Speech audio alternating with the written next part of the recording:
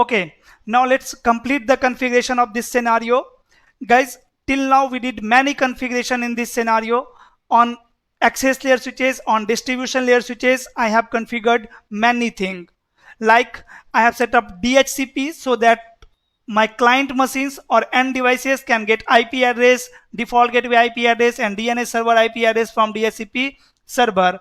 And default gateway is virtual IP address, that is .100. So for VLAN 10, my default gateway IP address is going to be 192.168.1.100, which is virtual IP address. For VLAN 20, 2.100. For VLAN 30, 3.100. For VLAN 40, 4.100. Okay, and distribution layer switch 1 is my DHCP server. So I have configured DHCP pool for all VLANs on this switch, on distribution layer switch 1, which is responsible to provide IP addresses to client machines. Right. After that, guys, I have configured access port. So these ports are configured as access port for VLANs. And I'm going to configure access port, some access port for voice VLAN as well, because till now I have configured all access port for data VLAN only. Okay. Then I have configured trunk link. So all links between switches are configured as trunk with the help of protocols, that is DTP, dynamic trunking protocol, to form dynamic trunking between switches. So on both distribution layer switches, I have set switch port mode dynamic desirable, right? And guys, on all access layer switches, by default port is dynamic auto, so it can form trunking. So because of this, these all links are configured as trunk, right? Then guys, I have created some VLAN on distribution layer switch 1. Like you can see, I have 4 VLAN 10, 20, 30, 40, right?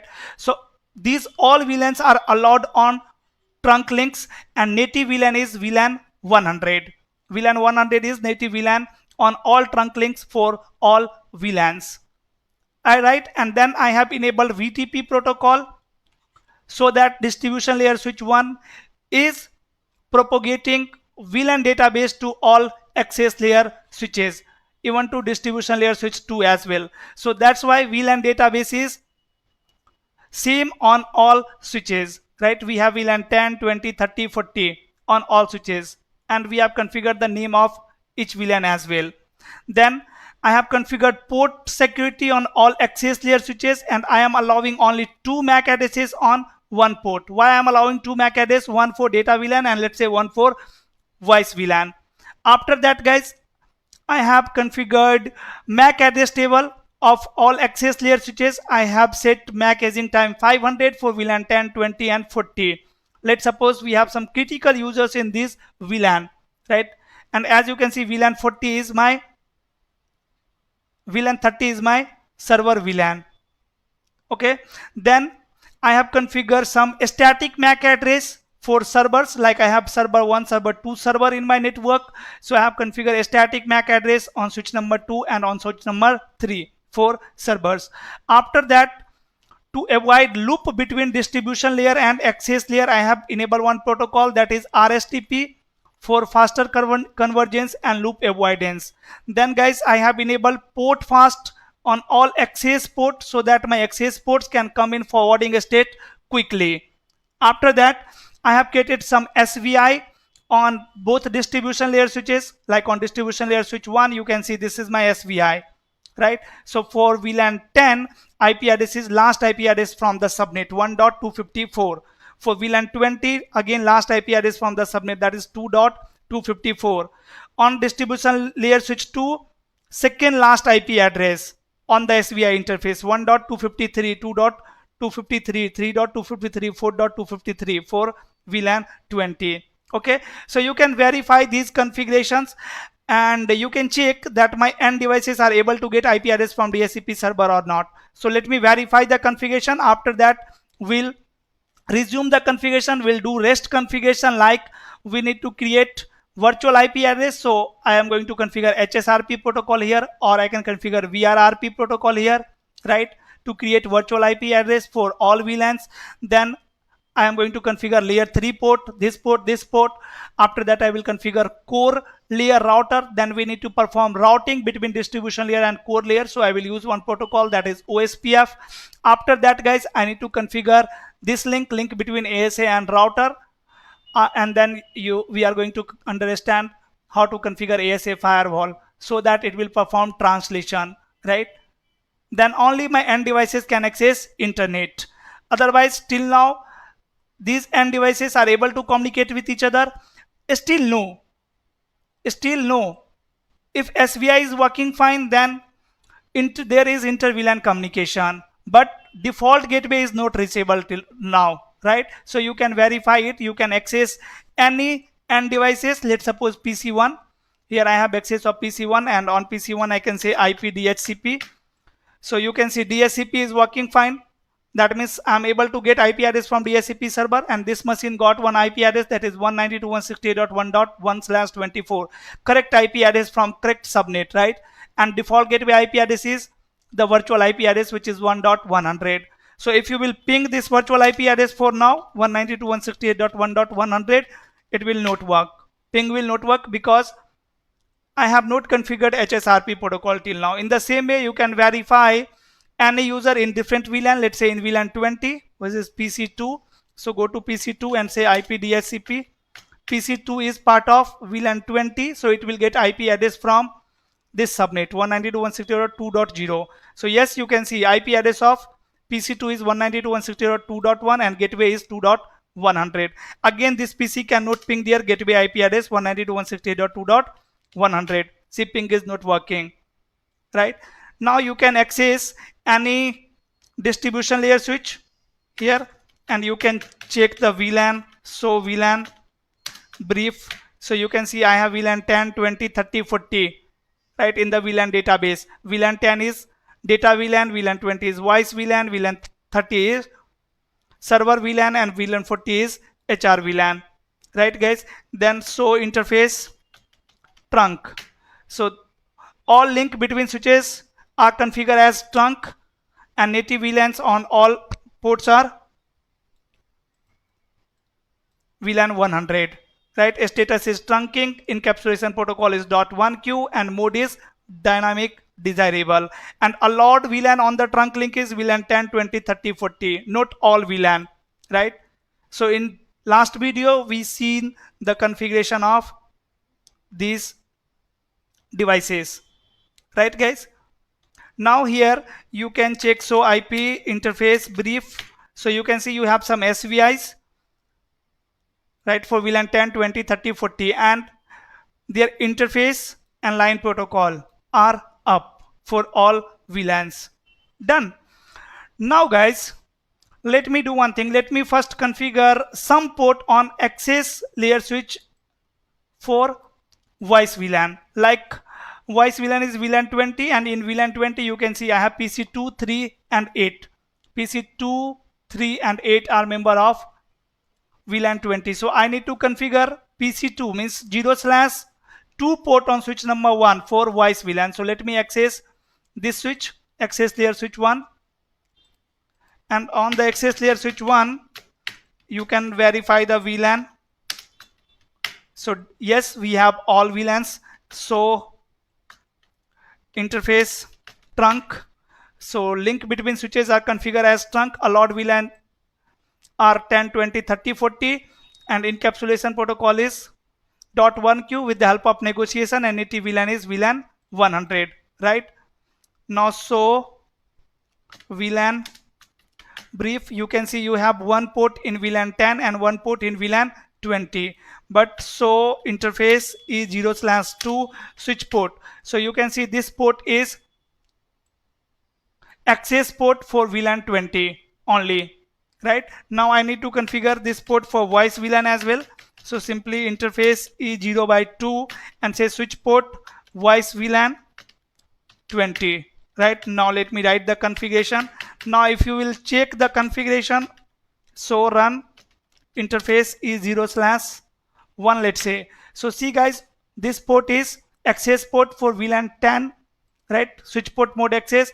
Then I have enabled port security over here, and I am allowing only 2 MAC address, and method is ST key, and MAC address on this port is this one, Okay, port fast is not enabled over here. Let me run command again. Interface range is 0 by 0, 0 by 1, 2, 2, and say a spanning tree port fast. Right now, let me write the configuration, and again, if you will check the configuration of E0/1, you can see now port fast is also enabled over here. Okay, even you can verify the VTP. So VTP status. So your domain name is cisco.com. Done. Now write the configuration and let me take you to any other device, any other access layer switch like PC3. PC3 is part of switch 2. So on switch number 2 also I need to configure voice VLAN. So let me access this switch and say config T interface is 0 by 0. Say switch port voice VLAN 20. Right, and write the configuration. So run interface is 0 by 0. So you can see port fast is also enabled over here. Port security is also enabled. Method for port security is ST key. I am allowing 2 MAC address. This port is access port for VLAN 20 and for voice VLAN 20. Right, native VLAN 100. On 0/0, this is switch 2. On 0/0, why we have native VLAN? So run interface, this port is switch port, access VLAN 20, this port is trunk. Let me do one thing, go to interface E0 by or range E0 by 0 and E0 by 1, say switch port mode, access, right, and so run interface E0/0.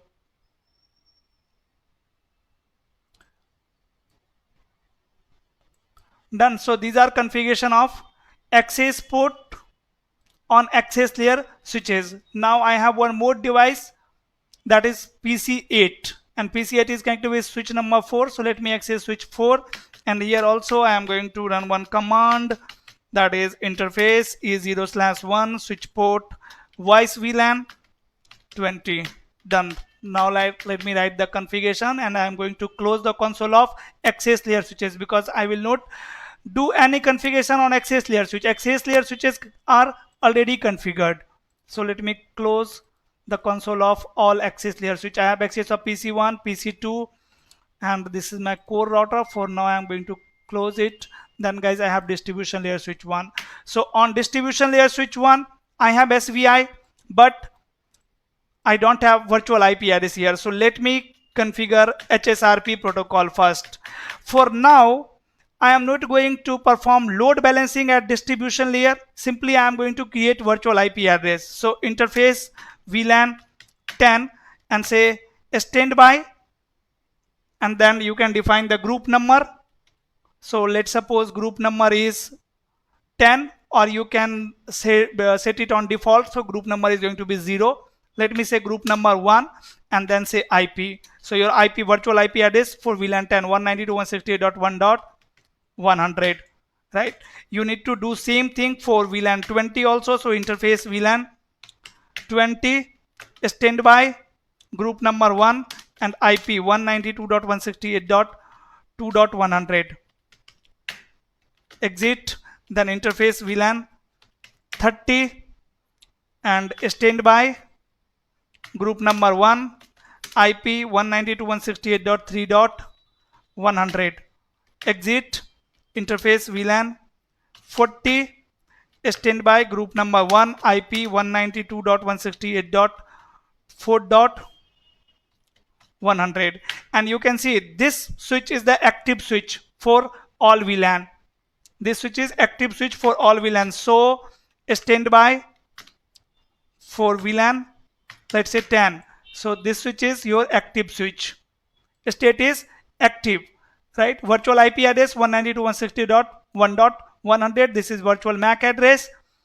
And hello time, hold on time, by default preemption is disabled. So we'll enable preemption later. For now, leave it. Right now I am going to do same configuration on distribution layer switch 2 also. So let me access distribution layer switch 2 Here I have access of distribution layer switch 2, guys. On this switch also you can verify configuration, like so IP interface brief. So I have some SVI interfaces here, and so VLAN brief. I have some VLANs here in the VLAN database, and you can see VLAN database of distribution layer switch 1 and 2 is same. Now let me configure HSRP protocol. So go to interface VLAN 10, say standby group number 1 IP 192.168.1.100, exit interface VLAN 20, standby group number 1 IP 192.168.2.100, exit interface VLAN 30, standby group number 1 and IP 192.168.3.100, exit and interface VLAN 40, standby group number 1 IP 192.168.4.100. Now you can verify that your end devices are able to ping their gateway or not. Now let me write the configuration on distribution layer switch 1 also. Let me save the configuration. Done. So now from the PC1 you can again ping the virtual IP address, means your gateway IP address, and you can see this time ping is working, right? In the same way, VLAN 20 user can also ping their gateway IP address, so PC2, and ping 192.168.2.100. So you can see my gateway IP address is now reachable from end devices. So guys, on distribution layer switch 1 you can check so standby information. So you can see for VLAN 10 this switch is my active switch, right? For VLAN 20 also this switch is my active switch, group number is 1. So for all VLAN, now switch 1 is the active switch.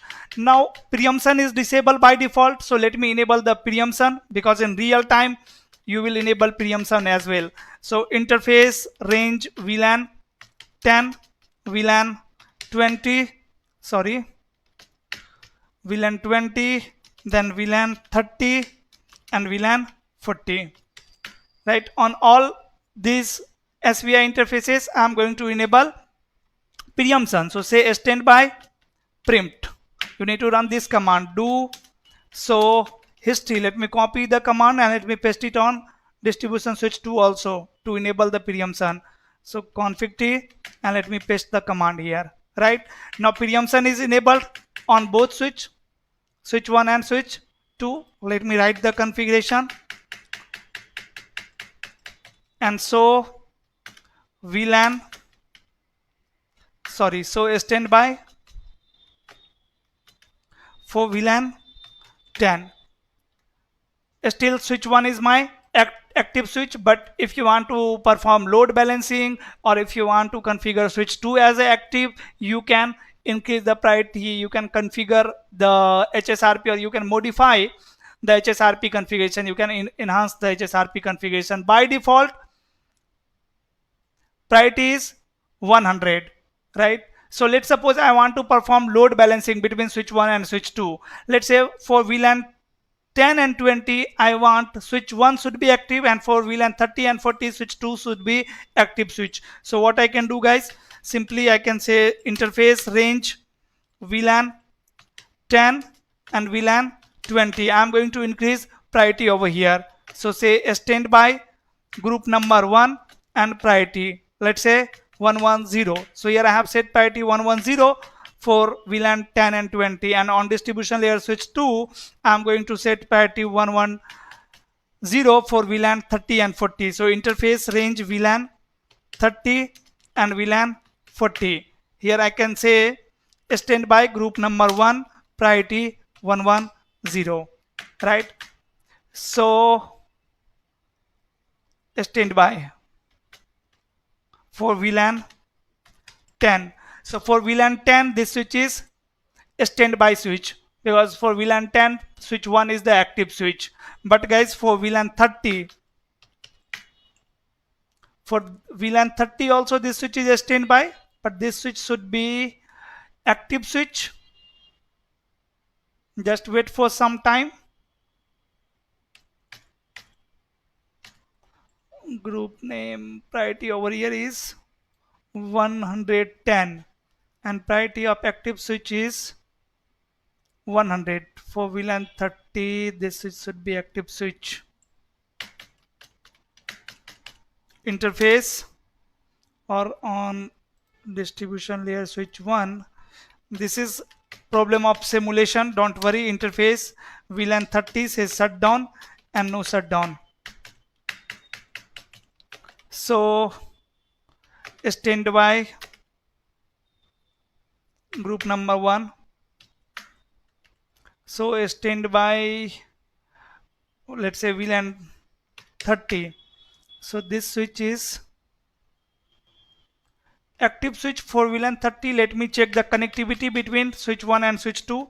Ping 192.168.1.253. So there is no reachability. Yes, we have reachability between switch 1 and switch 2 for VLAN 20, guys. For VLAN 20 also there should be reachability. For VLAN 30. For VLAN 30 also we have reachability, and for VLAN 40 also should have reachability. Yes, then what is the problem? Let me troubleshoot it. So standby, or what we can do, we can check the message. It is sending hello message, debug HSRP, debug IP HSRP.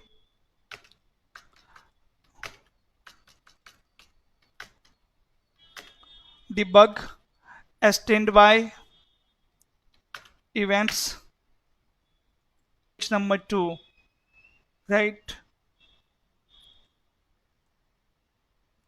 Preemption is still disabled over here. Oh, preemption is disabled. Interface range VLAN 10, VLAN 20, VLAN 30 and VLAN 40. Say standby group 1 preempt. Okay, preemption was disabled, guys. On distribution layer switch 2 also I think preemption is still disabled. We have enabled preemption for group 0. So standby VLAN 10. Yes, you can see preemption is disabled. So let me enable the preemption. Interface range VLAN 10, VLAN 20, VLAN 30 and VLAN 40. Say standby group number 1 and preempt. And now if you will run this command, so standby VLAN 10, now you can see preemption is enabled. And now guys, now on switch 1 you can see, you are able to see the messages as well. Let me disable the debugging. And so standby for VLAN 10. So for VLAN 10 this switch is active switch, you can see, right? This switch is active switch. But for VLAN 30, you can see this switch is a standby switch. And on distribution layer switch 2, so standby VLAN 10. So for VLAN 10 this switch is a standby, and for VLAN 30 this switch should be active switch. So yes, you can see state is active for VLAN 30. Now configuration is correct. Let me write the configuration on distribution layer switch 1 also. Let me save the configuration. Okay, so HSRP configuration is done, guys. Now if you want to track the core layer device, so you can use track as well, right? For now I am not going to use it. For now what we can do, from PC1 you can see ping is working. Yes, ping is working. And guys, if I am pinging to this IP address from VLAN 10, means from PC1 which is member of VLAN 10, that means I am pinging to core switch 1. For VLAN 20 again I am pinging to core switch, sorry, distribution switch 1. But guys, for VLAN 30, let me check which device is in VLAN 30. So VLAN 30 means servers are there. So let me access server 1. And on server 1, I'm going to say IP DHCP. So it will get IP DHCP. It will get one IP address from DHCP server from 192.168.3.0. Done. So yes, you can see from 4.0. Okay, so I think I have configured VLAN 44 servers. So let me correct it over here. VLAN 30 is HR VLAN. VLAN 30 is the HR VLAN. HR VLAN, and VLAN 40 is, guys, server VLAN. Server VLAN. Okay, so that's why you can see servers are getting IP address from 4.0 subnet, right? Their default gateway IP address is this one. So if I will ping to my default gateway 192.168.4.100, so it is reachable, but I am pinging to distribution layer switch 2, right? So if I hit trace 192.168.1.100, so this is the IP address of distribution switch 1. Okay, and if I will trace default gateway from server, trace 192.168.4.100, so yes, you can see IP address is the IP address of distribution switch 2 again. So actually we are doing load balancing at distribution layer. Done. And all end devices are able to ping their gateway IP address. Now I need to configure layer 3 ports on distribution layer switches. So let me take you to distribution layer switch 1, and on distribution layer switch 1, let me do one thing. So standby, let me verify the MAC address. So standby VLAN 10. So guys, my virtual MAC address is this one, active MAC address. And on switch number 2, on distribution switch 2, so MAC, so standby for VLAN 30. So you can see I have same MAC address on both switch, right? So this is why we are able to see same MAC address on client machine. This is issue of simulation software. Don't worry, in real time you will have different MAC address. Okay, now let me configure layer 3 port on distribution layer switch 1 and 2. So go to global config mode, then interface E1/0. 1/0 of distribution layer switch 1 is connected with core router. Here I am going to say IP address. So you cannot configure IP address on layer 3 port. First of all, you need to run no switch port command here, and after that you can configure IP. So IP on this interface is 192.168.0.5, because subnet between distribution layer switch 1 and core layer router is 192.168.0.4/30.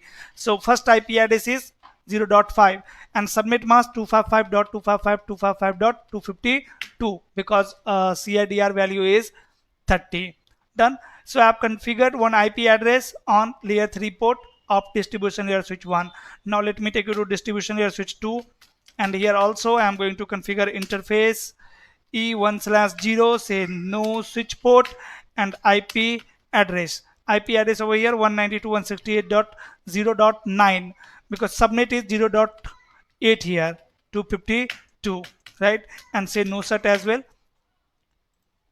On distribution switch 1 also no set. And now again let me write the configuration. Distribution switch 2, let me write the configuration. Now guys, I'm going to configure core router, right? So let me access this router, and here let me configure IP on internal interfaces first. So host name is core router, then interface F1/0, which is connected with distribution layer switch 1, say no set, and IP address 192.168.0.6, second IP address from this subnet 255.255.252. Done. Exit interface F2/0, which is connected with distribution layer switch 2. Here I am going to configure IP no set and IP address 192.168.0.10. 255.255.255.252. Now let me verify the connectivity between the core layer router and distribution layer switches. So ping 192.168.0.10 0.5. So am I able to ping distribution layer switch 1? Yes, you can see I'm able to ping. So there is reachability, guys. In the same way, I can check connectivity between core layer router and distribution layer switch 2. IP ping 192.168.0.9. Okay, and you can see I'm able to ping distribution layer switch 2 as well. Now guys, I need to configure routing between distribution layer and core layer. So let me enable OSPF routing protocol, because now core layer router don't have internal subnets. So IP route, you can see here we have only these two connected network, right? So let me do one thing, let me enable OSPF. So let's start from distribution layer switch 1. Config T, say router OSPF 1 and router ID 1.1.1.1. Then I am going to enable OSPF on E1/0, which is connected with core layer router. So say interface E1/0, IP OSPF network type point to point for faster convergence, and then say IP OSPF 1 area 0. So I have enabled OSPF on distribution layer switch. Now go to distribution layer switch 2. Config T, interface E1/0, IP OSPF network point to point, and IP OSPF 1 area 0. Write the configuration and let me take you to core router now. On core router, again I am going to configure OSPF. So say in router OSPF, and here on distribution layer switch 2, I then configure router ID. So let me configure router ID as well here. Router OSPF 1 and router ID 2.2.2.2. Done.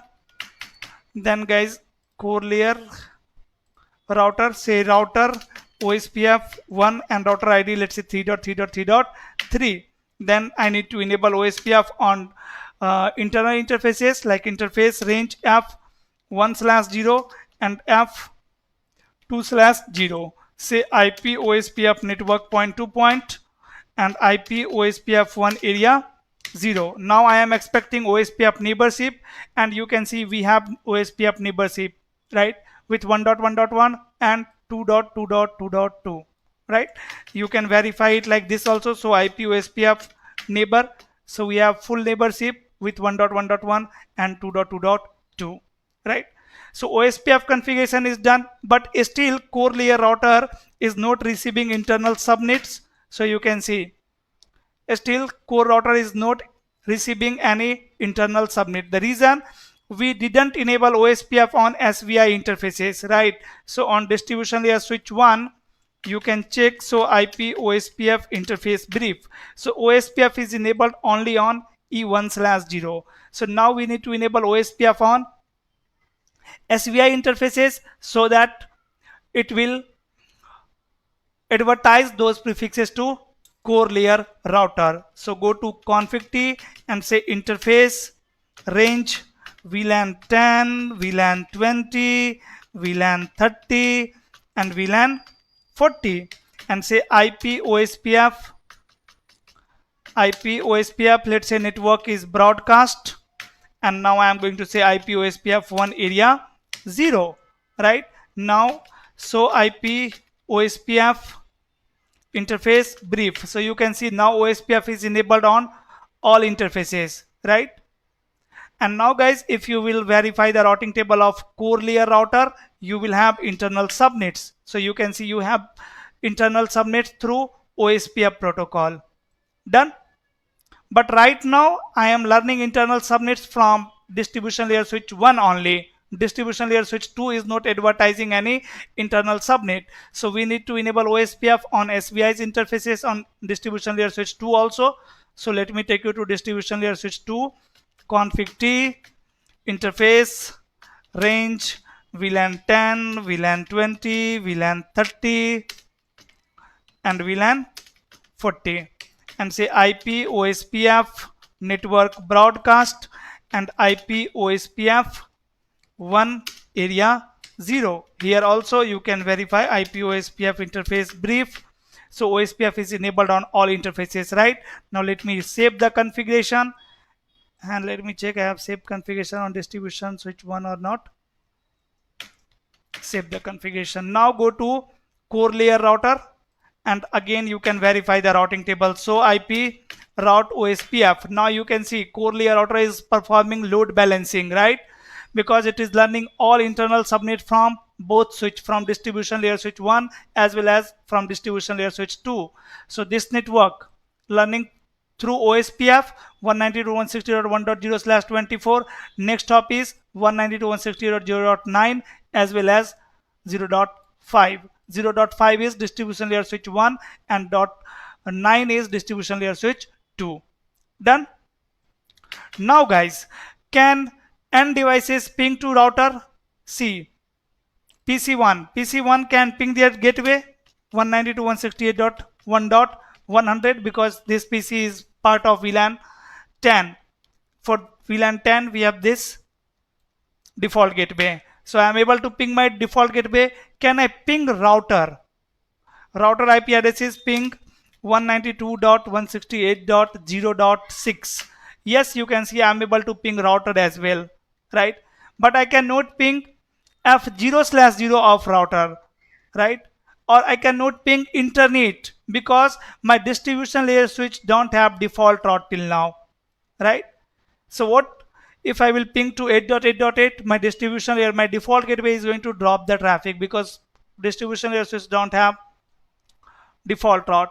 So now I am going to configure this link between core router and ASA firewall. So let me take you to core router again, guys. Config T. Let me check the video length. Around 40 minutes. Okay. F0/0. See, there are many more configuration in this scenario. I can configure this scenario for different requirement as well. Like at distribution layer, we can configure many things, right? To achieve load balancing for traffic sharing, or I can configure active and standby scenario. That's totally depends on my configuration. So first we are going to configure basic thing, basic how you are going to make reachability, right, between all devices or to internet so that end devices can access internet. Then guys, we will see the next configuration as well, right? What rest configuration we can implement over here, or like this we can configure authentication on OSPF as well, right? So right now my OSPF is not secure because I didn't configure authentication. So in real time you will enable authentication as well for security. So we will see the enhancement, the improvement, right, in the configuration later. Now guys, I am going to configure F0/0 of core layer router which is connected with ASA firewall. Say no set, and I am going to say set one description over here. Description connected to ASA firewall, right? Like this you can configure description on all port, on F1/0 also, on F2/0 also, on distribution layer switch also. Okay, then guys, say IP address. What subnet I am using between core layer router and ASA firewall? 192.168.0.0/30. So IP address over here is .1. So 192.168.0.1 subnet mask 255.255.255.252 and no set. Now let me access ASA firewall. So on the ASA firewall, I am going to configure first IP on my inside interface. So go to config T, host name, ASA firewall. Done. What happened? A host name must start and end with a letter or digit and will have as interior character only. So I can configure like this: host name firewall. Okay, so now host name is changed, and then go to interface G0/2 which is connected with core router. Here I am going to say no set first and then define name if. So name if is inside, this is my inside interface, and I am going to set security label 100 over here, and then IP address 192.168.0.2. 255.255.252. Done. Now can I ping to core router? Ping 192.168.0.1. So yes, you can see I'm able to ping core router. Now this ASA firewall don't have any internal subnet, so route, you can see only directly connected network is there. So we need to configure again OSPF between core layer router and ASA firewall. Even if you don't want to advertise internal subnet to ASA firewall, you can configure the scenario in different way. Like guys, let's suppose I have lots of subnet in my internal network. So I don't want to advertise all subnet to ASA firewall, because why I'm using ASA firewall here? To secure the network, not for the routing. So what I can do, I can advertise one default route from ASA firewall to core router, or I can configure a default route on my core router, and then I can tell to OSPF to advertise that default route to distribution layer switch 1 and distribution layer switch 2, right? And I can configure NAT on this router as well, and NAT on ASA firewall as well, right? So when my router is going to receive traffic on this interface, I will configure this interface is inside interface, this interface is outside interface, right? So router, core router is going to translate private IP address into again private IP address which is running on this interface, means 192.168.0.1, and ASA firewall will translate that private IP address means .1 to the public IP address. It can be from this subnet or from this subnet. Okay, so configuration can be different also guys, or we can enable OSPF between core router and ASA firewall as well. So for the simplicity, I am going to enable OSPF now, and later on maybe I will remove the OSPF configuration and we'll see how we can configure the scenario without advertising subnets to internal subnets to ASA firewall. But for now, let me configure the OSPF. So on core layer switch, I'm going to core layer router, I'm going to say 0/0 IP OSPF1 area 0. I have enabled OSPF on this interface also. Now let me take you to ASA firewall. On ASA firewall guys, I need to enable OSPF. So say router OSPF1 and router ID, let's say 4.4.4.4. Done.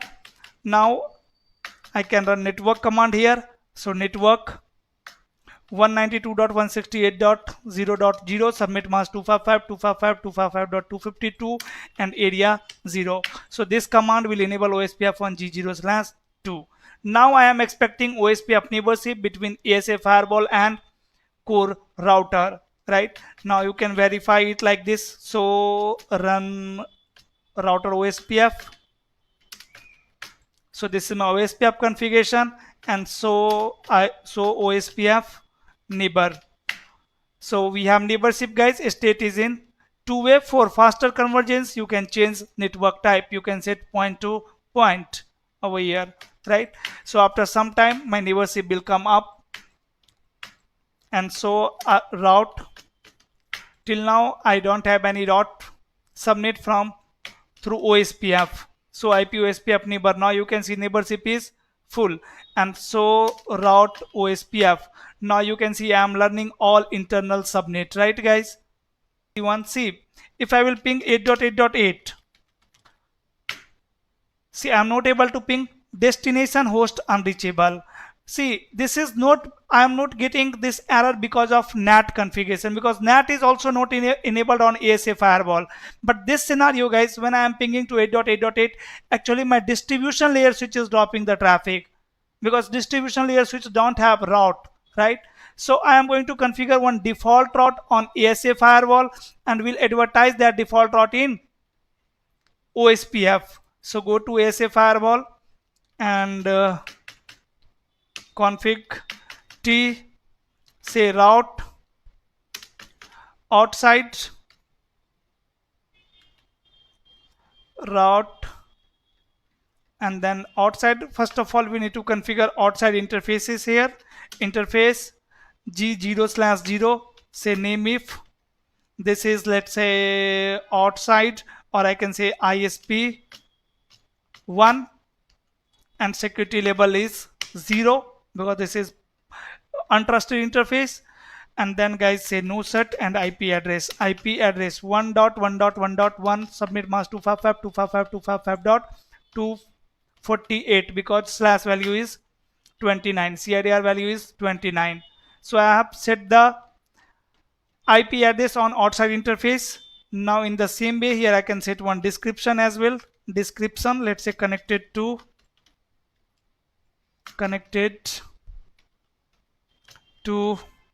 ISP1.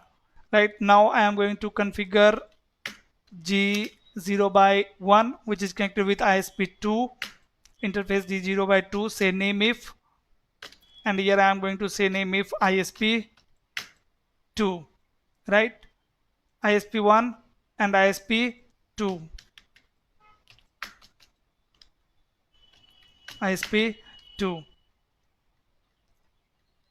Done. Now security label 0, say no set and IP address 2.2.2.1.255.255.248, and I can set the description connected to ISP2. And now guys, let me verify the connectivity to internet router. Ping 1.1.1.6 is the IP address of ISP1 router. So am I able to ping ISP1 router? Yes, you can see I am able to ping ISP1 router. Then ping 2.2.2.6 means ISP2 router. I am able to ping ISP2 router as well, right? But can I ping 8.8.8? No, I cannot ping 8.8.8 because I don't have any default route here. So let me configure one default route. Say say route and then interface means ISP2 or ISP1, then get 0.0.0, 0.0.0.0, and next hop IP address is going to be 1.1.6, right? So I have configured the default route. I need to configure one more default route here, route and then ISP2 and say 0.0.0, 0.0.0, and next hop 2.2.2.6. I'm going to set, let's say, AD value 10 over here, right? Administrative distance value is 10. Now so run route.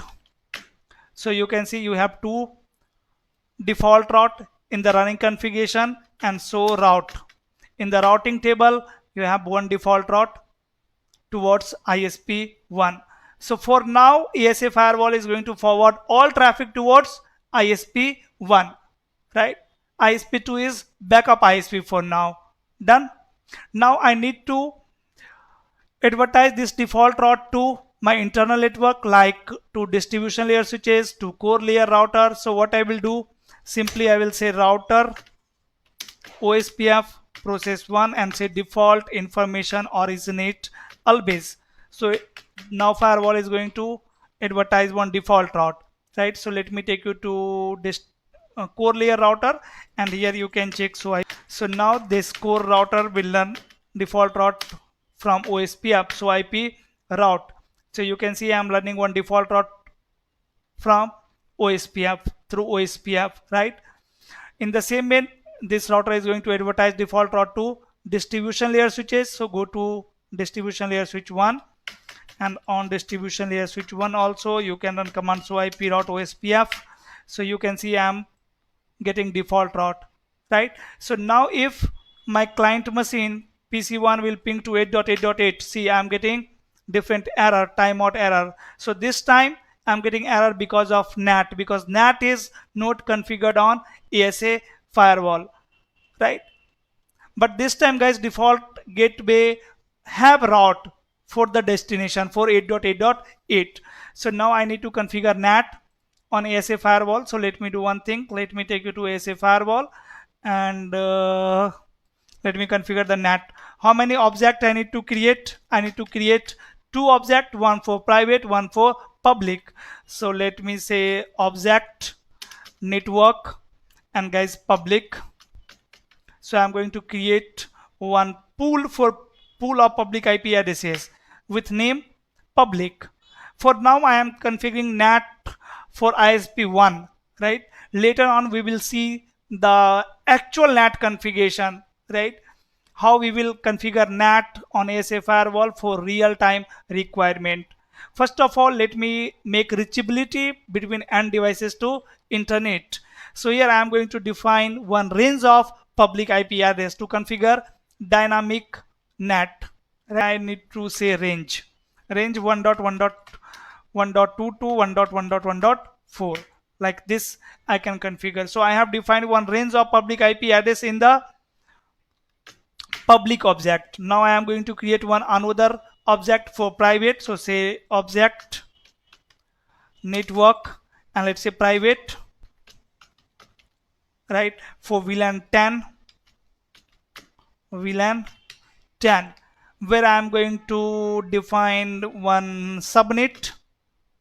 So my subnet for VLAN 10 is 192.168.1.0, subnet mask 255.255.255.0. So I have defined the subnet. So guys, on the SA firewall I have created two objects. So run object, you can see I have one object with name public, where I have defined one range of public IP, where I have defined the range of public IP addresses. Then I have one object with name private VLAN 10, where I have defined the VLAN 10 subnet. Now I need to configure NAT. Again, I have two options to implement NAT. Either I can implement auto NAT or manual NAT. So if I am configuring NAT in global config mode, that means it is a manual NAT.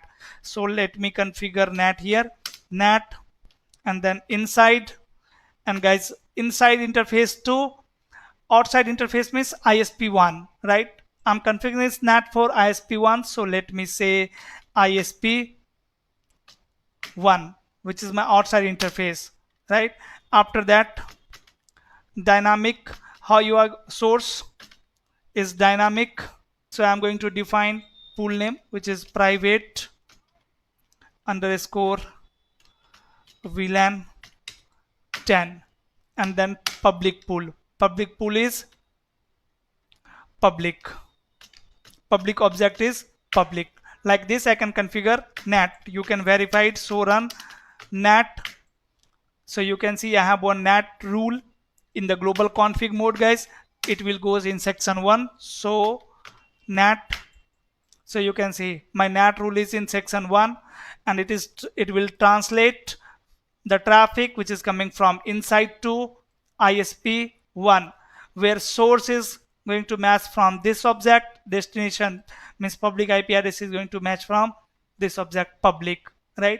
Now if a client machine will try to access internet, see what will happen. Ping 8.8.8.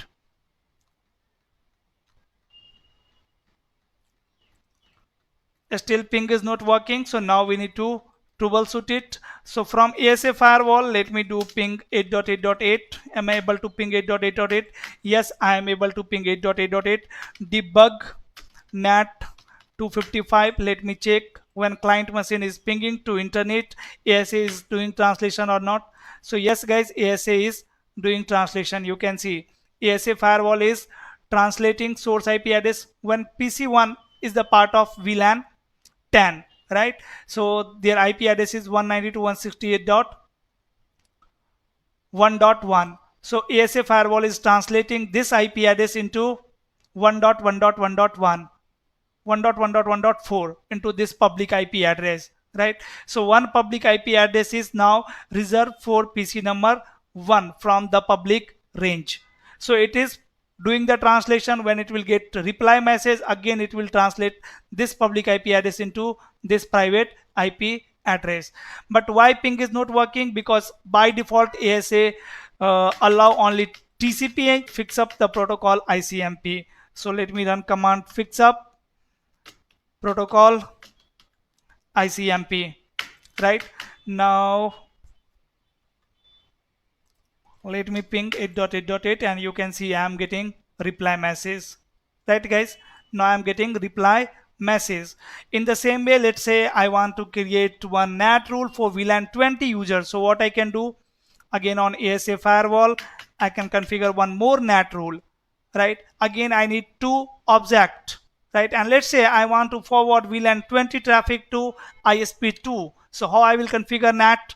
Simply I will create one network object, so say object network, and let's say name is ISP2.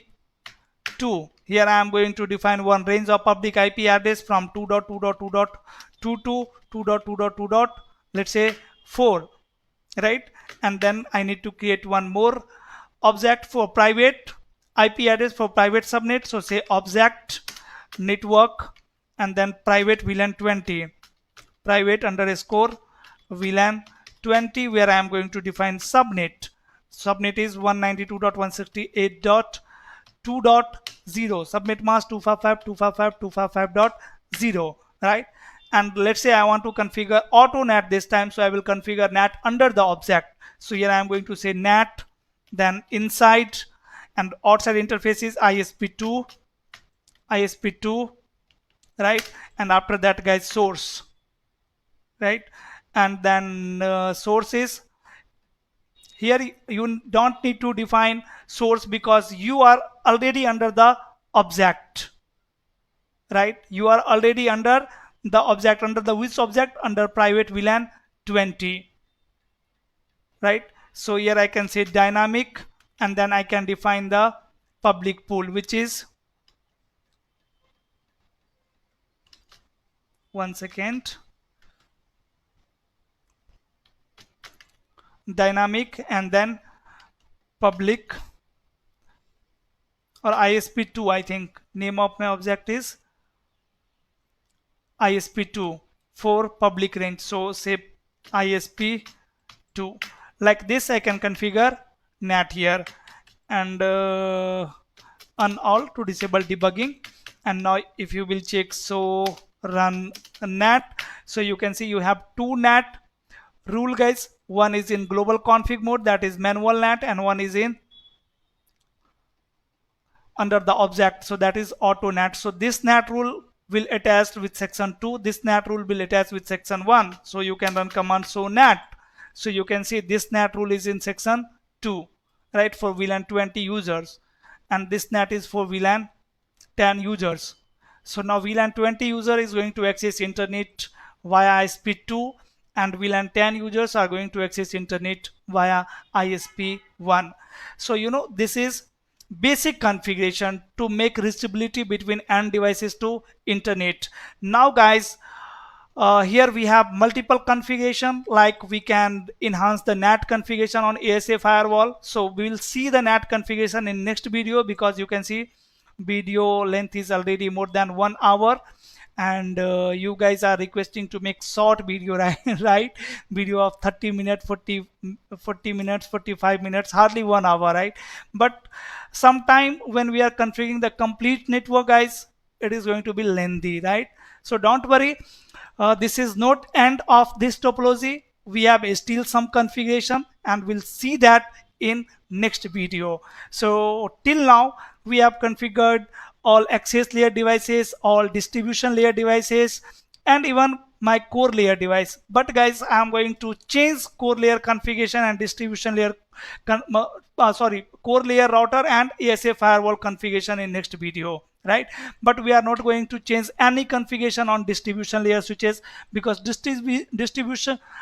access layer switches configuration are going to be same, right? On the distribution layer, again, distribution layer switches will be all same, but to modify the HSRP configuration or to perform load balancing in different way, you can modify the configuration. Otherwise, yes, we need to filter route here on distribution layer switch, and we need to configure security. So yes, till now we didn't enable telnet on these devices, so I need to enable telnet as well, and we need to enhance the configuration. Okay, so we will see that in next video. That's all for today, right? This is part 2. In part 1 we talked about the access layer and distribution layer switch configuration. Today we talked about the core layer and ASA firewall configuration. And guys, in next video we will see how we can manipulate the configure this topology according to our scenario, according to our requirement. Okay, so that's all for today. Now last request to you is, if you have learned something from this video, guys, please hit on like button. If you have not subscribed this channel, then please subscribe the channel. We will meet soon in next video. Till then, Stay safe. Bye bye. And one more thing, if these type of videos are helpful for you, then please type yes in the comment section. Once you will type yes in the comment section, guys, I will get to know that yes, these videos are helping you in your study, right? It will motivate me to make more videos like this. Thanks for watching. That's all. Bye bye.